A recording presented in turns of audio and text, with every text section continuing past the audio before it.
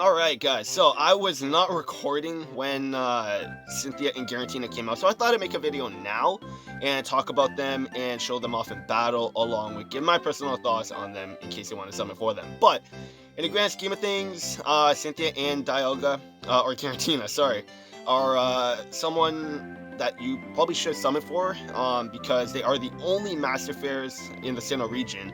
So they're going to be buffing a lot of Sinnoh Sync Pairs and future Sinnoh Sync Pairs that come out, like Dialga and Lucas. So I definitely would pick them up if I were you guys. But overall, like, even if they did not have the Master Passive, they're still really good. And I'd argue, I mean, I don't think they're going to be the best Ghost type in the game, or they are the best Ghost type in the game, but they're definitely still really, really good. Because Girantina and Cynthia could also support other Ghost types because of the Ghost Zone. It powers up the Ghost type attacks by 50% as well. So it acts like the Psychic Terrain, Electric Terrain, Sunny Day and stuff like that. Like, it acts like that, which is a big game changer. And they're going to be doing all that stuff with other typings, I feel, as well. Because we can see with Lucas and Dialga with the Dragon Zone, they're definitely going to be doing that with a bunch of other typings as well.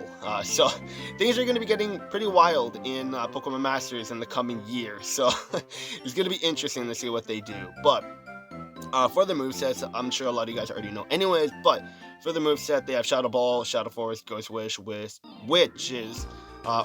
puts them in the Ghost Zone, which we already talked about.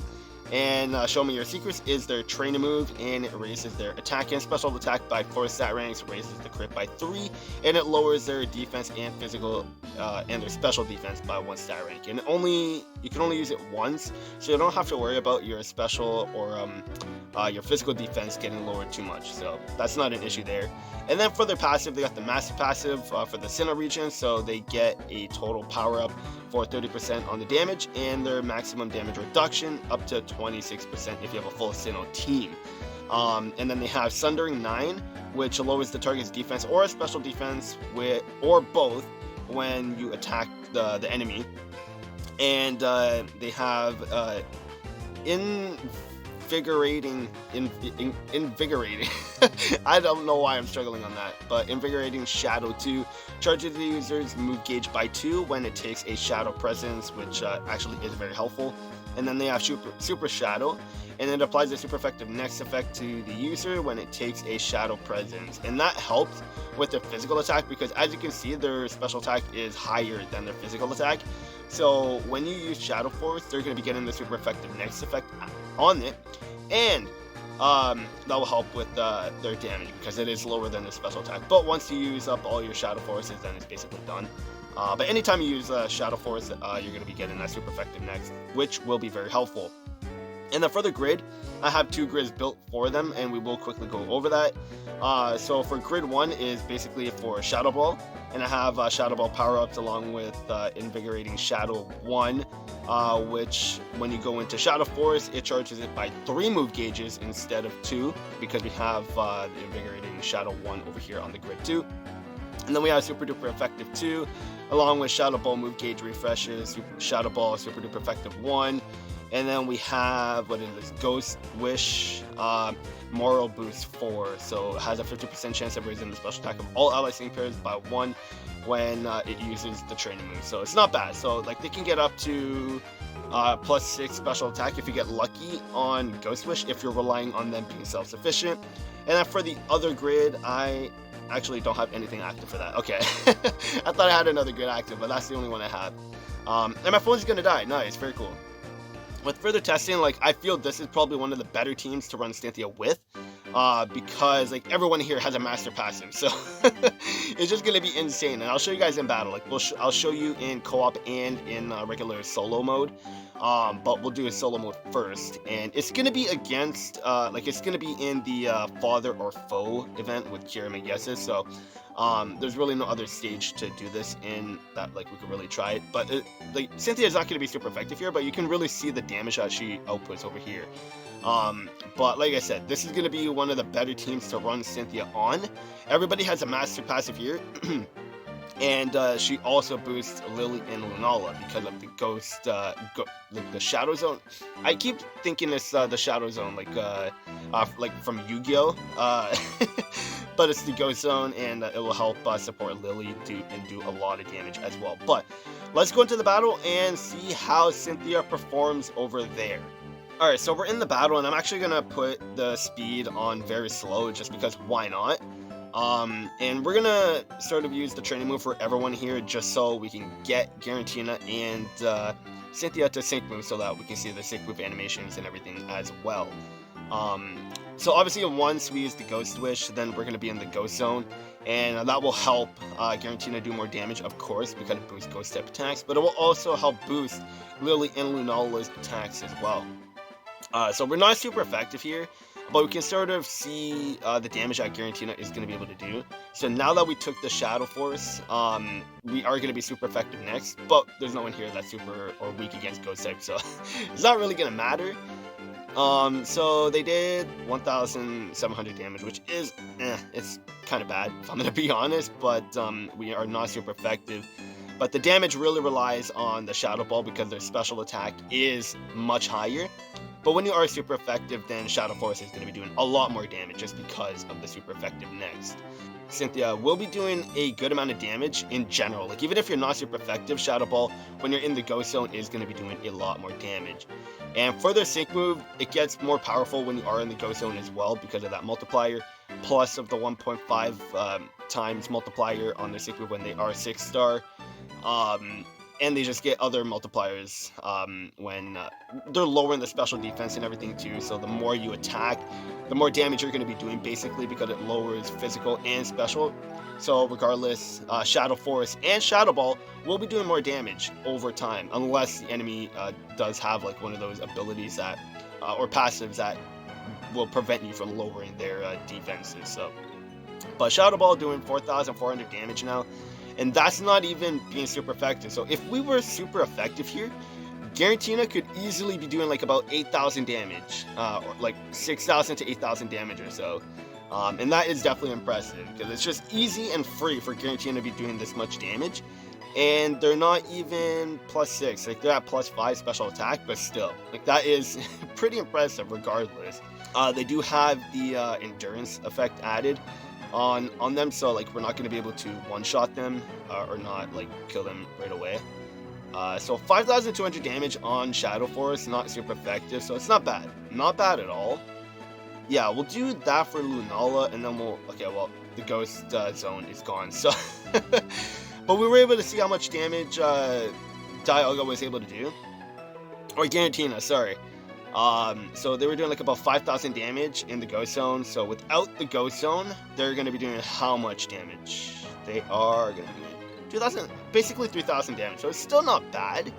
Like even without Ghost Zone, they're still doing a solid amount of damage, but obviously you want them to be in the Ghost Zone so that they could do all that damage. So now let's just finish this off with the sync move, and then we will take it to co-op and see how they perform over there when we're not, I mean, they were being self-sufficient here, like we didn't have to rely on supports or anything, and that's the good thing about them. You don't have to rely on supports in order for them to be good, but obviously once the Ghost Zone is done, then the damage that they're going to be doing is going to be a lot less. So let's go to co-op and see how they perform over there.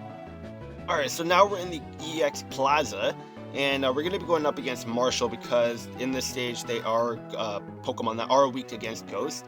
So Cynthia is going to be shining in over here.